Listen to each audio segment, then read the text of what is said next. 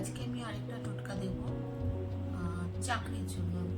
যে সমস্ত বন্ধুরা বা যাদের ঘরে চাকরিযোগ্য ছেলে বা মেয়ে রয়েছে, চাকরি হচ্ছে না, কিংবা মেডিকেলের জন্য জয়েন্টে বারবার বসছে কিন্তু মেডিকেলে পাচ্ছে না, কিংবা আপনাদের সম্মান পাচ্ছেন না, কোথাও গেলে সম্মান, যে সম্মানটা আপনার পাওয়া উচিত ছিল বা আপনার পাওয়ার যোগ্য, সেই সম্মান পাচ্ছেন না, তাদের জন্য এই টোটকাটা।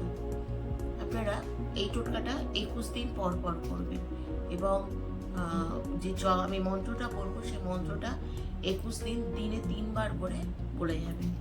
প্রথমে সকালবেলা স্নান করে উঠেই খালি পেটে আপনি একটা জবা ফুলের কুড়ির মধ্যে খানিকটা হলুদ সর্ষে নেবেন, নিয়ে সেটা সূর্যদেবের উদ্দেশ্যে অর্ঘ্য দান করবেন।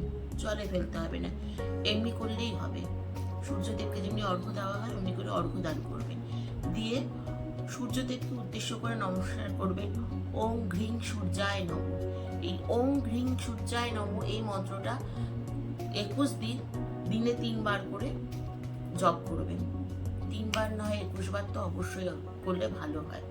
যদি আপনি 21 বার না করতে পারেন, অন্ততপক্ষে 2 বার 21 বার করে করবেন, তারপরে 3 বার করলেও হবে, কিন্তু 21 দিন টানা করবেন।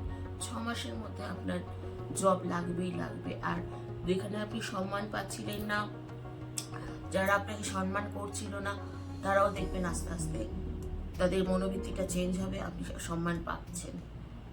দেখুন না করে।